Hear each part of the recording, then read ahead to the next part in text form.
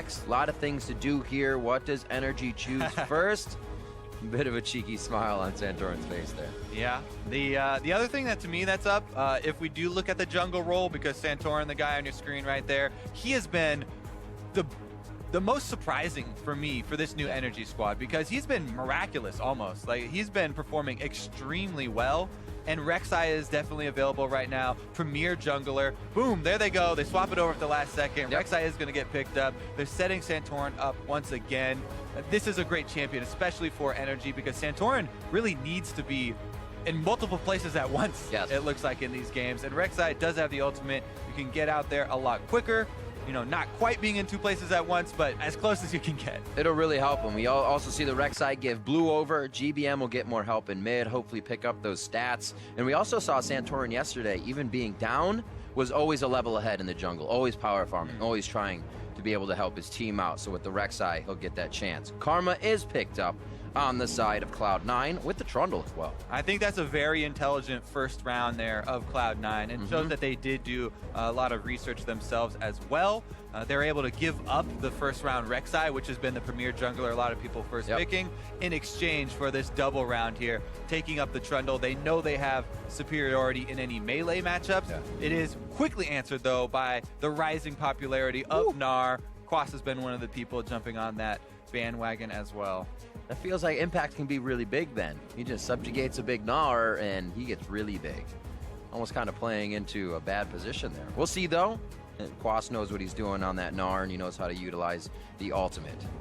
The Karma probably going to Smoothie. Jensen won't reveal the mid laner just yet, so we're expecting that 80 carrying jungler to come out here. Yeah, I actually like this, where the teams are kind of matching speed for speed here. Both of them have the AoE speed boost for themselves. The Gnar matchup with Trundle is actually pretty interesting, because the good Gnar player can try and kite the Trundle, keep him at arm's length. The problem arises if you get your hop interrupted by a Trundle pillar. If you have that really good timing on the pillar and Trundle can get on top of the Gnar in mini form, then it kind of all goes crazy for the Gnar. But ideally for the Gnar, you know, if they can get that frozen mallet to add some extra control to that play style. We'll see what option he does go with here, though, because Meteos has locked in the Gragas once again. He's been going back to this champion over and over. There's a lot of playmaking ability, and does have a lot of high gank pressure on something like a Gnar in the top lane. So maybe he'll be able to tilt that matchup.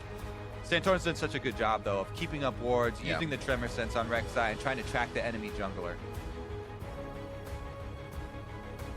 The Sivir comp will try to get in on Cloud9 with that Gragas pick and pillars. It'll make it a little harder. Be able to separate that Gnar off your team with an explosive cask, so things are looking good as teams counter and try to pick something to engage with here. Final picks for NRG to round out the composition.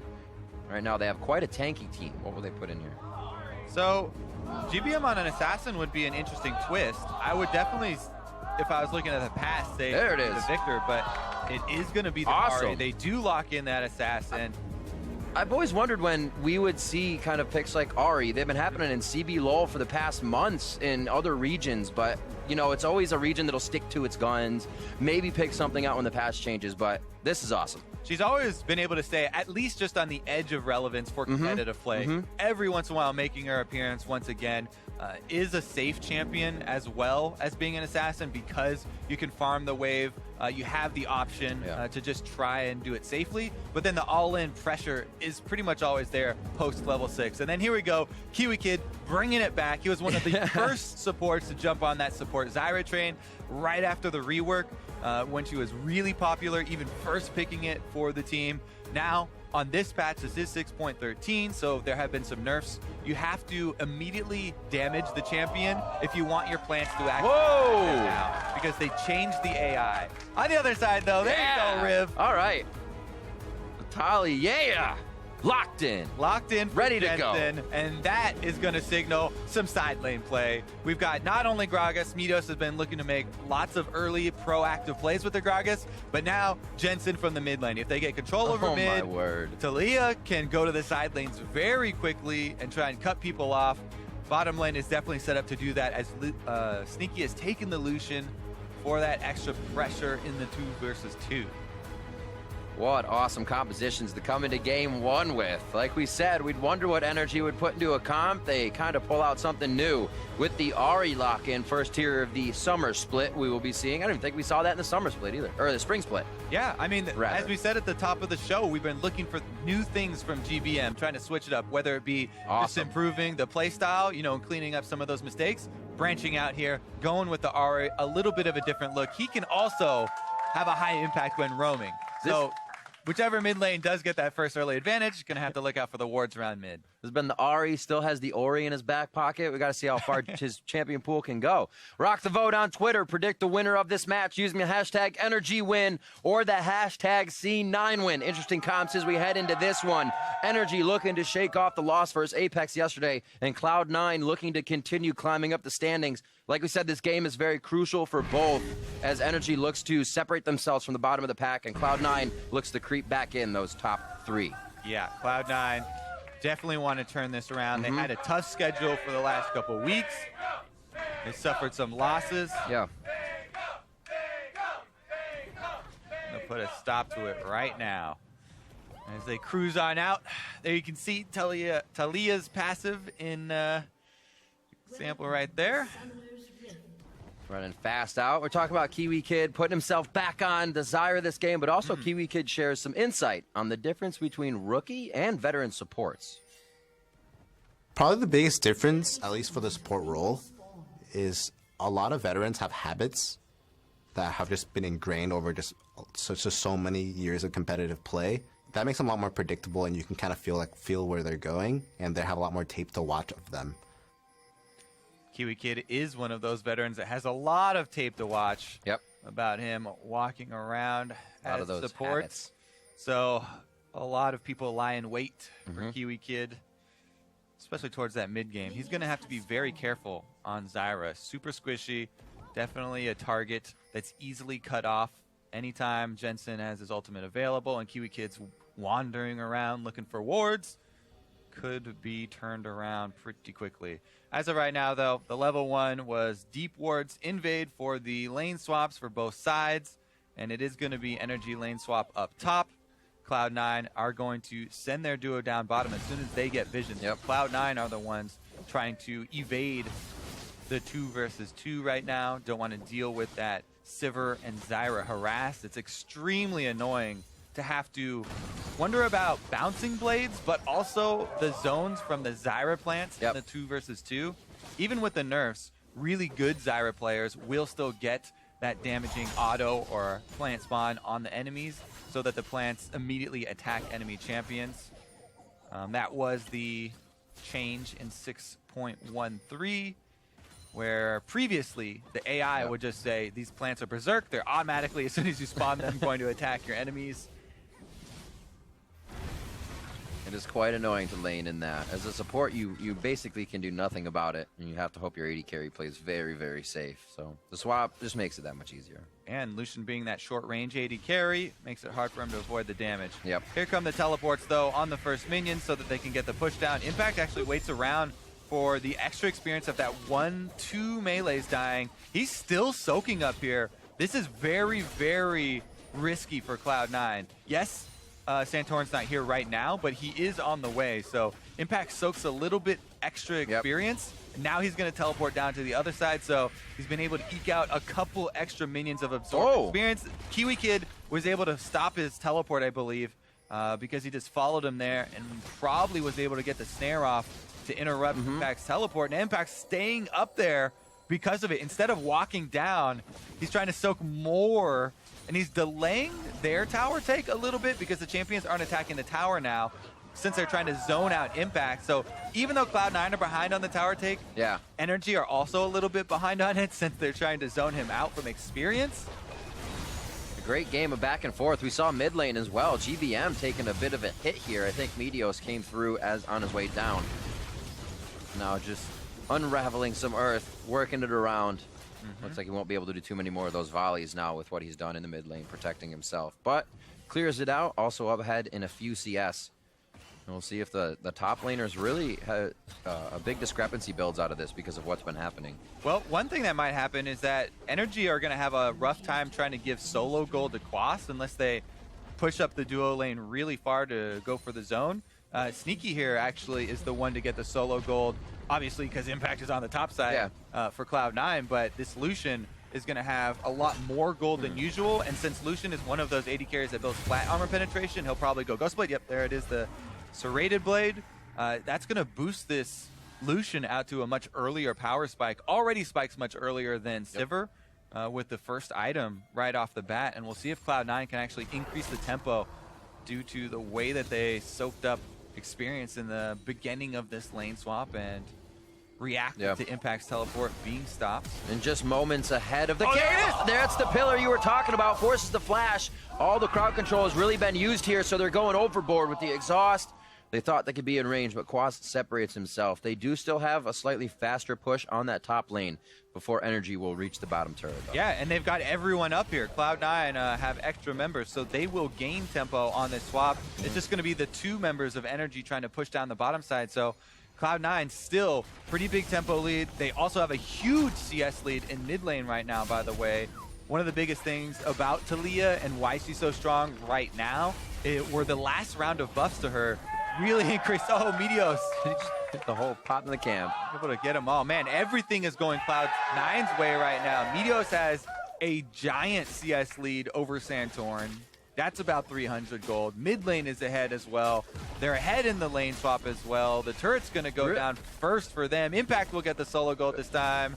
I was just kidding. It's Smoothie sneaking in to help it out. No, he wants to make sure that they actually get the turret. So I know.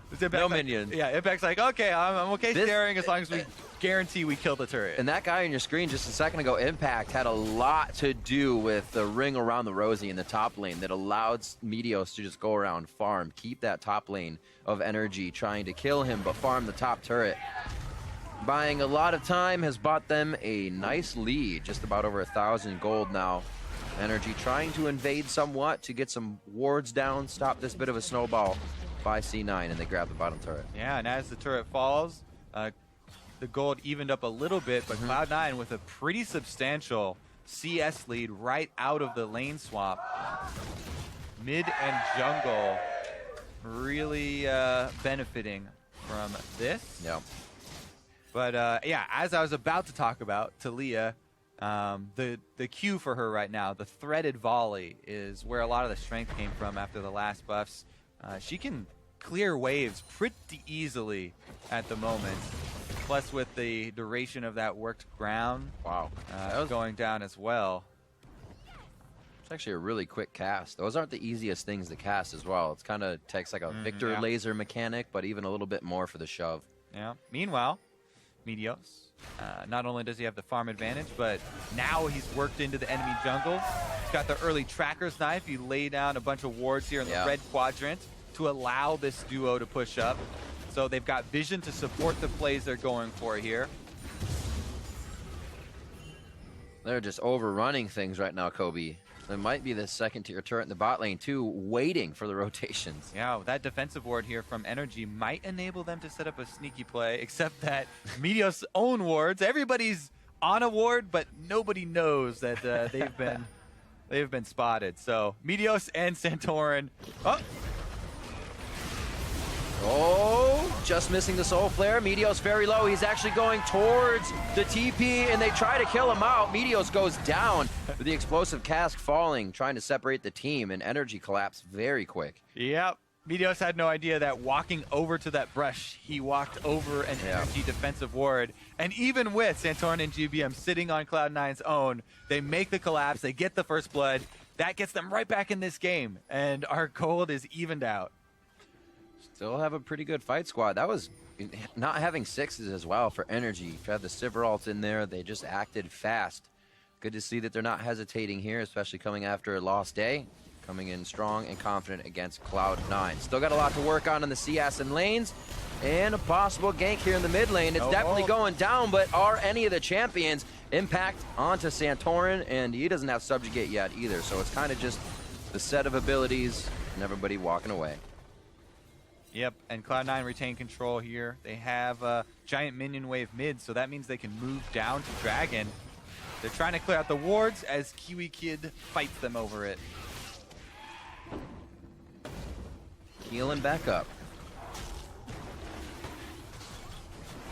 All right, so Ocean Drake going into the side of Cloud9. They're pretty nice. Not too much sustain on their team already, so this will be good. Yeah, definitely pretty much the best early game Drake, as it allows you to stay out on the map and capitalize on opportunities that present themselves. Always having more mana, always having more health and being able to back off will allow them to react a lot quicker. As of right now, though, NRG going to try and trade that objective, not give it over to free for Cloud9. Santorin's taking a beating on this. Yeah. Quas has to tank it. It only has two more swaps here before it runs out of patience. I think they should be able to get it. Oh. He does have smite. He has smite, so. A little close for comfort, but they are able to get it. Glimpse of the Void traded over for the early Ocean Drake, and everything very, very close in this game. The difference right now is that Impact is pruning this wave in front of his turret, trying to keep this freeze. He doesn't have teleport right now, but it's coming up quicker than Quas is, and should be up in time to react to any sort of play that NRG try and make on the other side of the map to force Cloud9's hand. Meanwhile, down bottom, Sneaky split pushing here with the Lucian. This has been something Cloud9 have been doing a lot with Sneaky, the AD carry split push. And it was actually very surprising they were even doing it with Jin, one of the most risky AD carries to do that with. It seems like they always have control around the map otherwise. Impact has pretty solid control in his lane. Jensen's been playing very well lately, and so he thought the pressure would go, as it were. Cloud9 gets hit where Jensen is. Cloud9 has a bad game. This time up some 30 CS already. Cloud9 still controlling the map. Time and time again, if Cloud9 have been able to isolate Jensen with the enemy mid laner 1 versus 1, Jensen just bodies him and earns, look at that, couple of shots hitting there and the Thunderlords for a huge trade for Jensen. This becomes the interesting part because while we know, we'll be all right. While we know GBM plays Ahri, he may not play that matchup against Jensen. So while we saw him get a kill earlier, mechanically played well to get Meteos, every time they're back to lane, it becomes difficult for him. Very interesting while seeing that, trying to take a different champion into game, especially when you have to go up against one you haven't seen. Yeah, the CS lead here for Jensen is definitely making up for the early kill, and just goes to show the power of Talia's minion wave shove at the moment.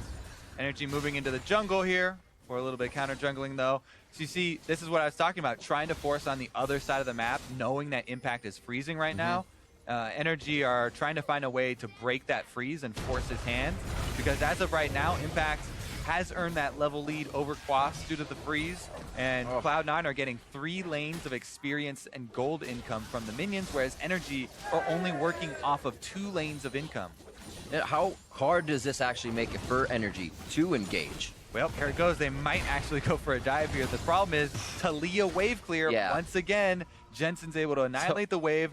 That puts a stop to the entire last minute of NRG's gameplay. So it is hard. Yeah, very hard. They got the wards into the blue quadrant, and yeah, they stole away Gromp and Wolves. But Gromp and Wolves in exchange for about 3 minion waves that Impact has been able to soak up on the top side for Cloud9. Hopefully one of these charms can make it happen. Jensen still has the ult up. He can try to ride it out. It is just going to be the walkout. The shield from Smoothie there, along with his flash, both blown by mid laners. Actually, one, I'm sorry. That was the Spirit Rush and Ignite from GBM. Holy moly. Yeah, that was close. Smoothie getting right in there at the very last second for the shield and speed, allowing Jensen to escape. Looks like we could have Sneaky coming over here, meeting Santorin in the jungle. They're trying to go 2-tier on, or 2nd tier in on this. The siege wave, it's going to be cleared out by the explosive cast. C9 understands the power of this mid lane turret against the composition like NRG's. Once they break that last line, they can start running everywhere with this Sivir comp. Yeah, Cloud9 have done a really good job of defending this mid turret. I mean, with NRG losing out on that extra lane to farm, a lot of the mid lane farm has started to go to OQ as Sivir's come over to mid lane. So you're seeing the CS difference between Jensen and GBM even grow in the mid game here, because Sivir's making repeat appearances in the mid lane, you know, taking away mid lane farm, and now they're forcing him out, and Jensen pushes it right into turret. This is one of the largest mid lane CS differences that I've seen in a very long time. At only 14 minutes here, almost 50 CS lead for Jensen. And with this, it's affecting the other lanes as well. We look back and Impact is still farming that top lane because more people are needed to help against Jensen in mid lane. More visits to help GBM. It's cascading to the rest of the team. We can see why so many teams put a lot of pressure on C9's mid laner. Yep, and you look at what else they're doing on the other side of the map too. Cloud9, they've made the call for Impact to start shoving that top side. They're preparing for this dragon. Now that Impact has a big wave pushing up top, you know, they can move in to get this vision. If there's any fight breaks out, Quas will lose out on a lot of minions. Currently, there's that 2-level lead for Impact. It's going to take longer than 30 seconds for Quas to farm that up, that difference. And Impact will at least come into the fight with a whole level lead for the front line for Cloud9 if they decide to force at this Infernal, which it looks like they're setting up to do. OQ, 15 minions of this wave. He really wants to get that call stacked. C9 is like, take it. We'll go up here and do Dragon. OQ's probably going to take that time to grab the wave with some ricochets. Talia could pick him right. Oh!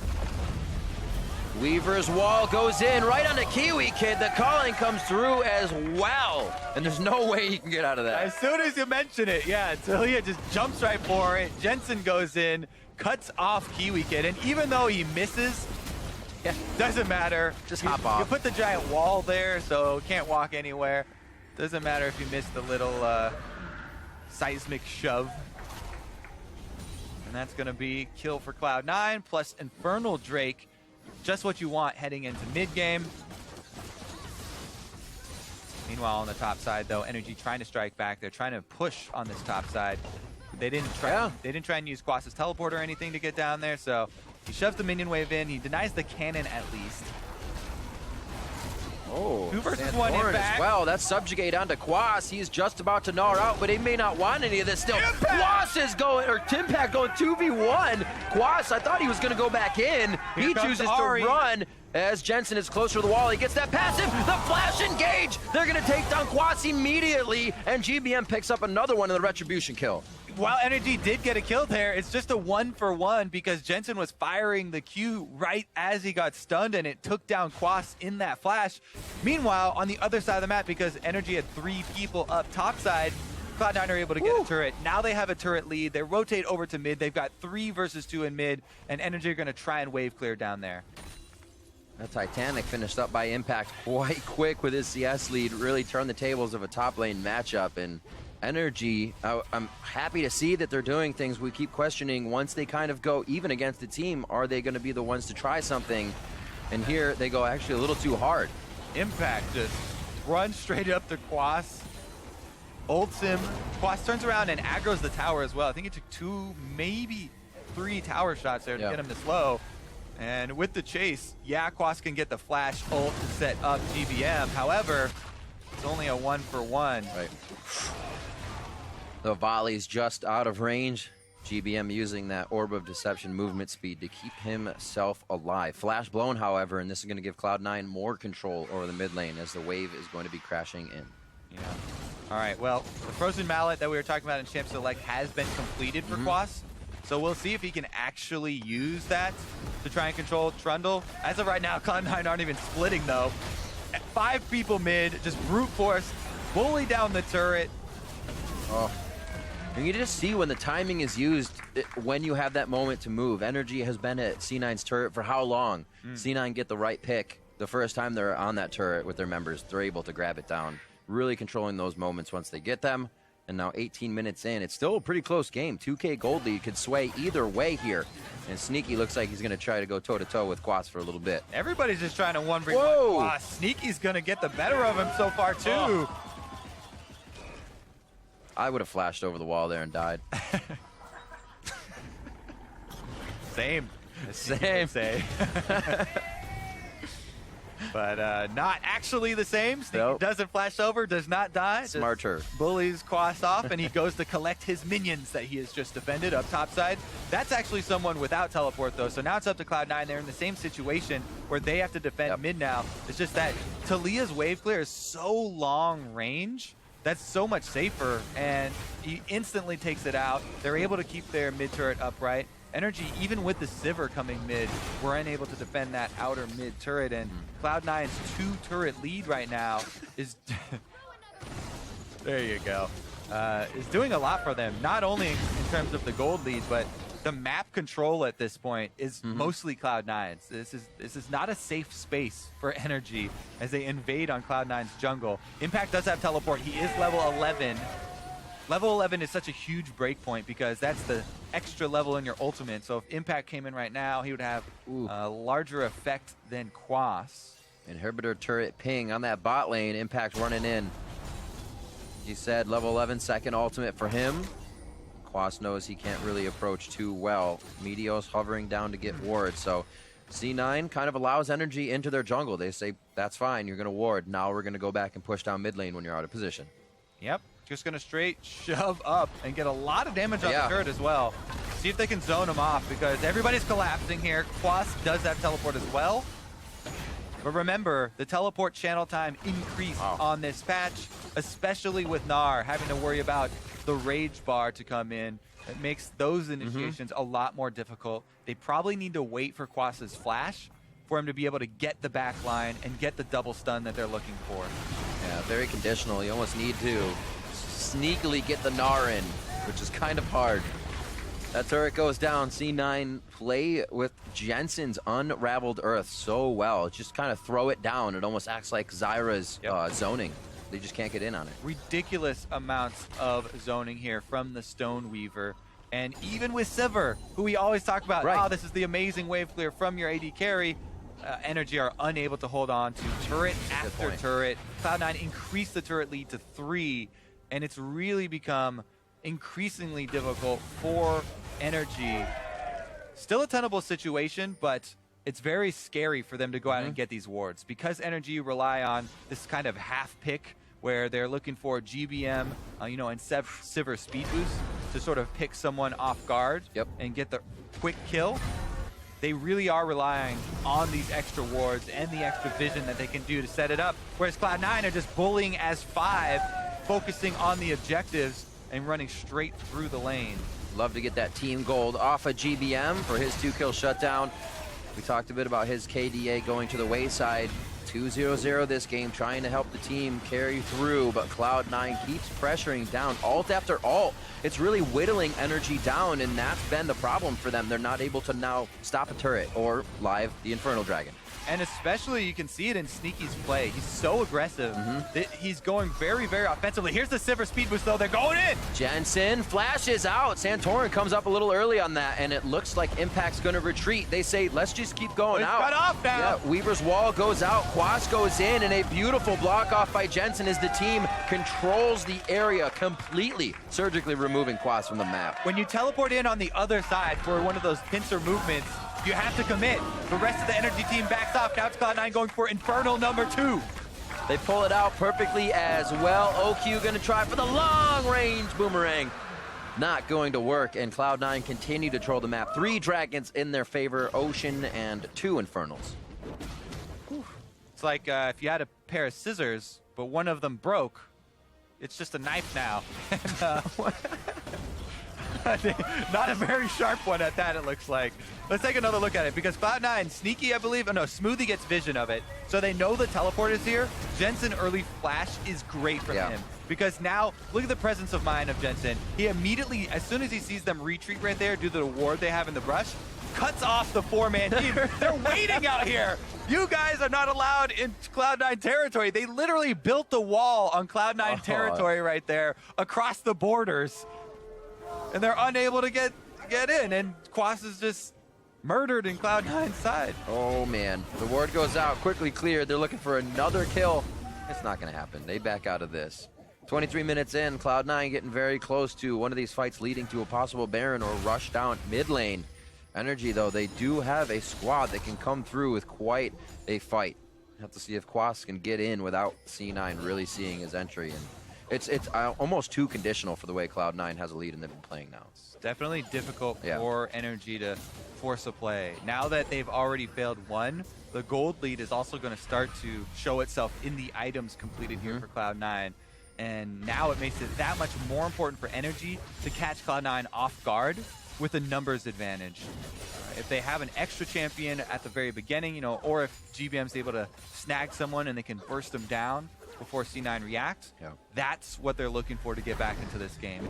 It's so difficult to do against a Gragas disengage as well as the Karma support speed boost, allowing people to get out of danger. However, the target here is probably going to be Jensen. They saw him burn his flash in the last initiation, so maybe NRG will be able to find Jensen mispositioning and strike that way. And I really like the Swifties on Jensen as well. The passive, you go so quick flying around the map when you're next to walls and turrets. So he'll be approaching every fight with the team. Also, a 2-level lead on GBM, a 2-level lead from Impact onto Quas. It's almost NRG has to buy a little bit more time for themselves here as the minion waves crash in. I don't know if Cloud9's going to give it that time to them, though. Ooh, just on the heels of Sneaky. Looks like he could get himself into danger, but stays safe. Cloud9 being very patient right now, but they're just looking for the first opening. We saw the red take on the bottom just a few minutes ago, and they're just creeping through the jungle looking for that pick. Very, very dangerous stuff here for NRG. They have to tread cautiously. Quas is going for it, though. He has GBM, so they're trying to kill Impact and to be able to react to the top side. Here comes Jensen, though. Impact's already full health after a few hits. Gotta be very careful here. Jensen flies in, starts to work the ground a bit, and they are moving off. Looks like Meteos could try to cut them off. It's gonna be GBM as well at Tri-Brush. One Spirit Rush is off as well as he closes the gap. And it looks like he's gonna have those to wear off or get out. Quas goes for the ult. Once again, chased down by the team. GBM gets held up here, and he's got a flash. His Spirit Rush wears off completely. This has ult too. Nobody's gonna come over from the top. I think Sneaky might try to, but they already have control of that mid lane turret. He's able to keep him range with the cask. I don't know why I doubted him keeping GBM in range. And it looks like NRG's doing all they can now to protect that mid lane turret. Yeah, meanwhile, Sneaky and Smoothie, they're able to apply pressure 2 versus 3 and stay safe due to Karma's disengage and the mobility inherent in Lucian. Just everything going right for Cloud9 in this game. Off to a very good start in the series. 26 minutes onto the first inhibitor turret, and it is dropping very fast. A dominating force right now. All 5 members standing tall inside the base of NRG. Cloud9 looks to head out. The Mantra Karma Shield completely safe. And NRG now picking up the shambles, trying to fix this, hopefully getting a fight on the next Cloud9 entry. The objective focus paying off so heavily for Cloud9. Plus, Jensen being able to roam down here, answer GBM. Even though GBM gets the first half a map as far as walking down there, Jensen, ultimate, boop, I'm here. And Quas was already losing the 1 versus 1 with Impact. So once they even the numbers, NRG just have to run. They're trying to scramble here, but as you can see on the mini-map, Meteos has been heading over from the mid lane. 2 versus 1 here on Quas, and he's not able to get anything done. GBM hovering around because he wants to be able to get in there and support him, but it just ends up meaning that Meteos can catch him out. Was holding the ultimate this entire time, making sure that he was able to hit it, and that GBM didn't have, any extra dodging space. On the charm, too. Would have allowed GBM to get some extra distance there. Persistence pays off, though. Cloud9 find their Fox. And now 5-2, 27.5 minutes in. We get all of NRG backing on that top side. Get some items finished up here. About 1,500 to spend on Santorin. KiWiKiD just spent about $1,000 himself. So finalizing that Haunting Guys and some boots. Hopefully he can provide enough damage for the team to really change Cloud9's mind. But after they're taking down these turrets quite easily, they know they have good distance between them and NRG, and it's time for the objectives. Scuttle Crab being there doesn't deter Cloud9. Nope. They walk right over the buff. It will alert NRG that there's no bait in operation right now, though. Ocean Drake is coming up, but if NRG are the ones who decide to try and go sneak it, then Cloud9 could just do Baron. So it pretty much means that the map is free for Cloud9. They can walk down whenever they want to start it up. And then you can see Impact is getting deep wards to see if there's any approach that Cloud9 can try and cut them off from. Because Jensen has the ultimate once again. Meteos can get over there to capitalize and knock someone over the wall as well. Cloud9 pick up Drake number 4. As they head up to try and defend their wards around Baron.